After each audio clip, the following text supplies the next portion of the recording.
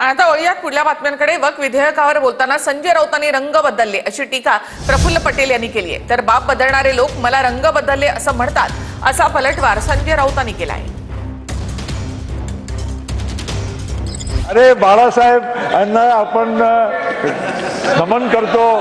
त्यांनी आपल्याला काय सगळ्यांना सांगितलं की आम्हाला अभिमान आहे की माझ्या शिवसैनिकांनी बाबरी मस्जिद पाडली, हे बोलले ना, बरोबर आहे। प्रफुल्ल पटेल सारखे लोक हे कोणाचे नाही, ते दलाल आहेत। आणि मी प्रफुल्ल पटेलला सांगतो, माझ्या नादाला लागू नको, नागडा करेन। तिथे भाजपच्या लोकांना चमचीगिरी करून दाखवत होते काल, त्यांची जर मी इतिहास काढायला लागलो सगळा, त्यांना महाराष्ट्र सोडून जावा नाही, मी आत्ता सांगतो। अहो हे स्वतः नागडे झालेले हे इतरांना काय नागडे करणार आहे?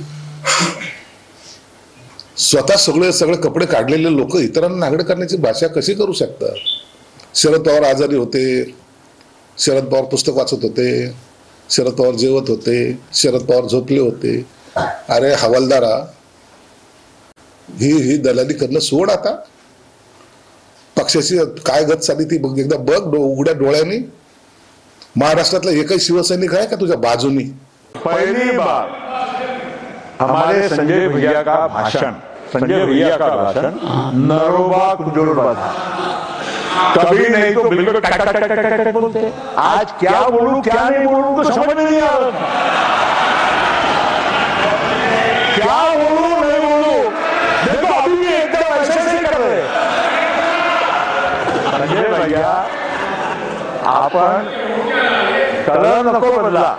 ज्याने आपल्या बापाच्या पाठीत खंजीर बसला, बाप त्यांचा शरद पवार, माननीय शरद पवार, त्या बापाच्या पाठीत खंजीर बसणारा हा माणूस इतरांना बोलतो रंग बदलता। ज्या प्रफुल्ल पटेलांवर भाजपचे बूट चाटून दिलेली क्लीन चिट दिली, मोदी शहांची धुणी भांडी करून क्लीन चिट मिळवली, आताही तेच करताय। शिवसेनेचं जाज्वल्य असं हिंदुत्व याची त्यांना आठवण करून दिली आणि त्याच्या मिरच्या त्यांना इतक्या झोंबल्या की आज हा भोंगा दिल्लीवरनं अत्यंत कर्कश आणि खालच्या पातळीवरनं वाजला।